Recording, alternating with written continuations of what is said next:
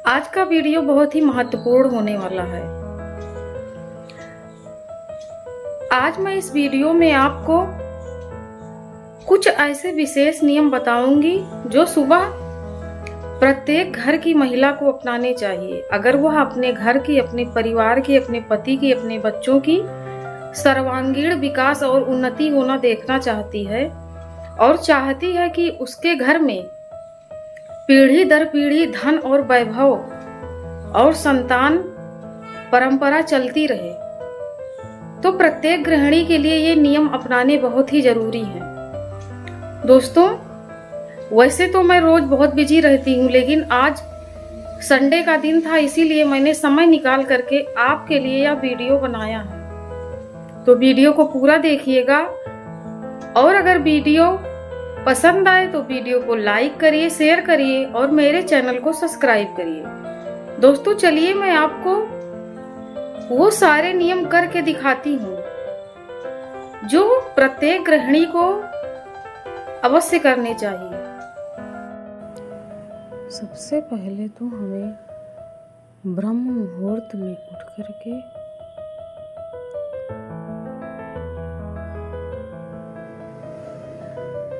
अपने दोनों हाथों की हथेलियों को अपने चेहरे के सामने रखकर यह मंत्र बोलना चाहिए। कराग्रे वस्ते लक्ष्मी कर मध्य सरस्वती कर मूले तु गोविंदा प्रातः कर दर्शन। और हथेलियों को रगड़ करके अपने चेहरे पर स्पर्श कराना चाहिए। दूसरा नियम, अगर बच्चे को जगाना है तो उसे धीरे धीरे पैर की तरफ से जगाना प्रारंभ करेंगे, ना कि उसे कस के हिला करके जगाएंगे, क्योंकि बच्चा रात में निश्चिंत सोया हुआ होता है और कस के हिलाने से वह चौंक सकता है। अगर आपके पास टाइम है तो आप अपने बिस्तर को तुरंत फोल्ड कर दीजिए। जो भी चादर वगैरह आपने ओढ़ रखा है उसे अच्छे से फोल्ड करके रख दीजिए। इसके बाद तीसरा नियम, देखिए दोस्तों, अभी 4 बजे हैं और बाहर एकदम अंधेरा छाया हुआ है। केवल जिन लोगों को मॉर्निंग वॉक करना है वही बाहर निकल करके टहल रहे हैं और वॉक कर रहे हैं, क्योंकि सुबह की हवा बहुत ही फ्रेश रहती है। मैं अपनी बालकनी में खड़ी हूँ और देखिए कितना अंधेरा छाया हुआ है चारों तरफ। सड़क पर कोई भी नहीं दिख रहा है। इसके बाद हम प्रारंभ करते हैं अपने घर में झाड़ू लगाना। झाड़ू हमें सदैव अपने घर के किचन से लगाना प्रारंभ करना चाहिए और धीरे धीरे झाड़ू लगाते हुए हमें बाहर की ओर आना चाहिए। अगर आपके यहाँ काम वाली आती है फिर भी आपको सुबह ब्रह्म मुहूर्त में उठ करके थोड़ा थोड़ा सभी कमरों में झाड़ू लगा लेना चाहिए। नियम एक तरह से कर लेना चाहिए, फिर झाड़ू वाली या काम वाली आएगी, वह अच्छे तरीके से आपके घर में झाड़ू पोछा करेगी। लेकिन मैं आपसे कहना चाहती हूँ कि आपको सुबह ही उठ करके झाड़ू लगाने का नियम ज़रूर कर लेना चाहिए, क्योंकि रात में एकत्रित हुई निगेटिविटी को बाहर निकालना ज़रूरी है। देखिए दोस्तों, मैं झाड़ू लगा करके सभी कूड़ों को बाहर लेकर जाऊंगी और इसके बाद हमें क्या करना है इसका भी विशेष ध्यान रखना है। जो भी हमने झाड़ू लगा करके कूड़ा इकट्ठा किया है उसे उठा करके हमें पुनः अपने घर में वापस ले करके नहीं जाना है। भले ही कूड़े वाला आता हो तो आप इस कूड़े को बाहर रख दीजिए, डस्टबिन को बाहर कर दीजिए, लेकिन यह कूड़ा घर के अंदर पुनः ले जाने का मतलब है कि आप घर की नेगेटिविटी और दरिद्रता को घर में अपने वापस ले जा रहे हैं। इसलिए इस कूड़े को बाहर रखिए या हो सके तो फेंक दीजिए।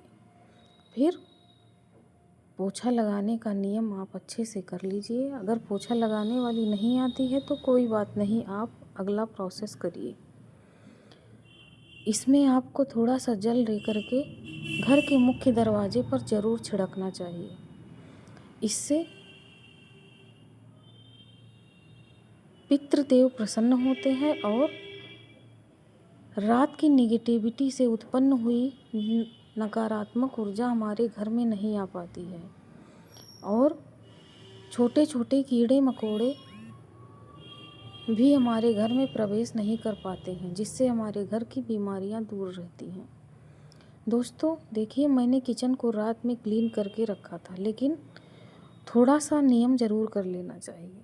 सुबह हल्के गीले कपड़े से आपको अपना गैस प्लेटफॉर्म वगैरह अच्छे से साफ़ कर लेना चाहिए, क्योंकि धूल मिट्टी जब हम झाड़ू लगाते हैं जो उड़ती है वो इस पर आ जाती है और छोटे छोटे कीड़े वगैरह इस मौसम में आते रहते हैं। इसलिए अगर चींटियाँ वगैरह आपके गैस पर आकर बैठ गई हैं तो वे हट जाएंगी।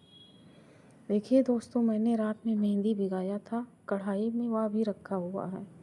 आज संडे का दिन है, इसलिए मैं इसे अभी बालों को धुल करके लगाऊंगी।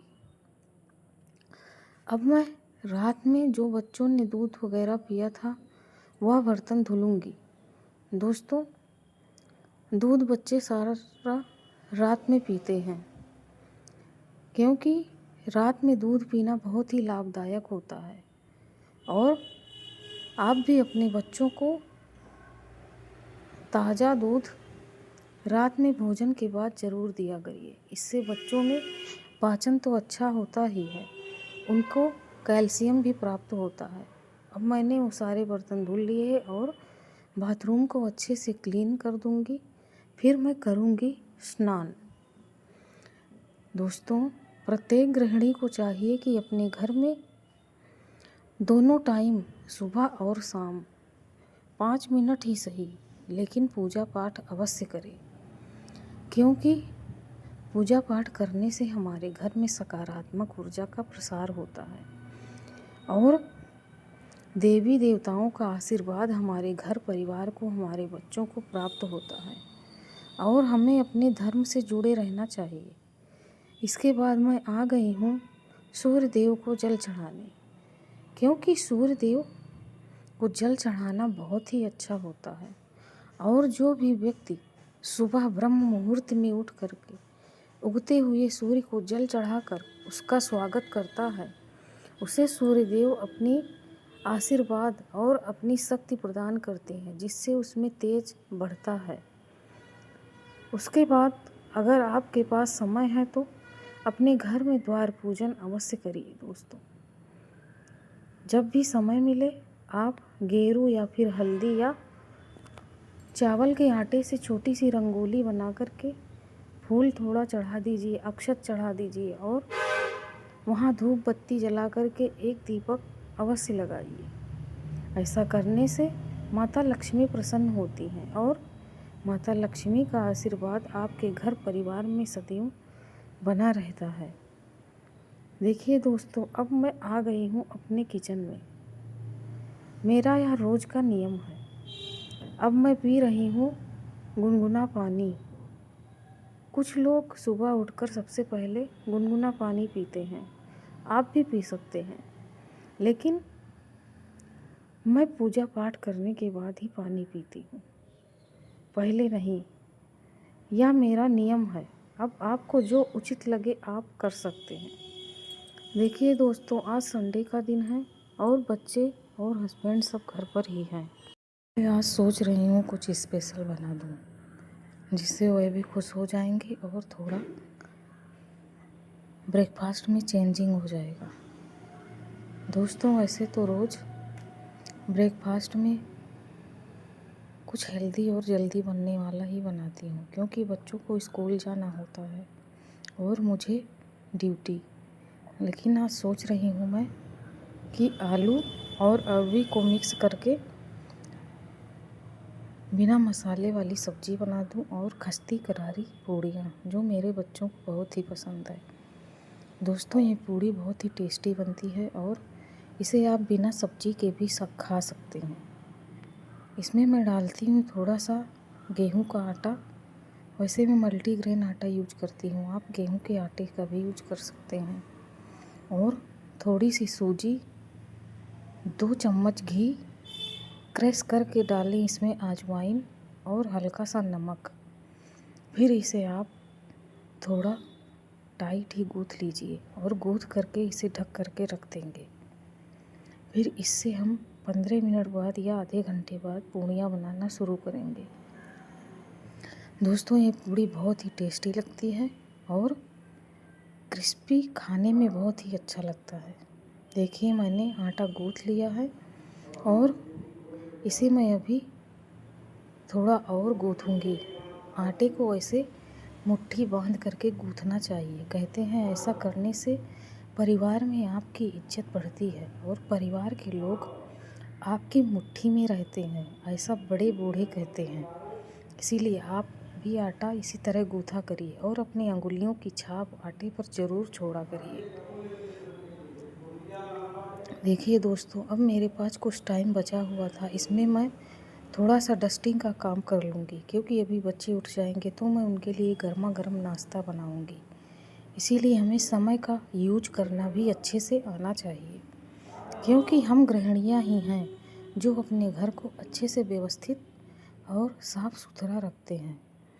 अब मेरे बच्चे उठ गए हैं और मैं बना रही हूँ नाश्ता। दोस्तों, यह नियम कहता है कि हम गृहिणियों को यह विशेष ध्यान रखना चाहिए कि हमारे घर का प्रत्येक सदस्य घर से बाहर जाने से पहले कुछ खा करके ज़रूर जाए, क्योंकि हमारे यहाँ कहते हैं कि घर से अगर खा पी करके निकलो तो बाहर भी आपका काम पूरा होता है, और अगर घर से ही खाली पेट निकलो तो बाहर आपका काम अधूरा रह जाता है।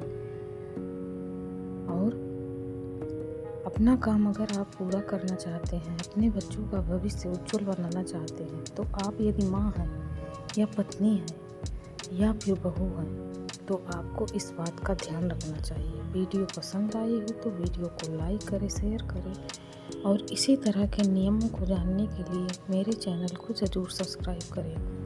मिलते हैं किसी और वीडियो में, तब तक के लिए राधे राधे, जय श्री सीताराम दोस्तों।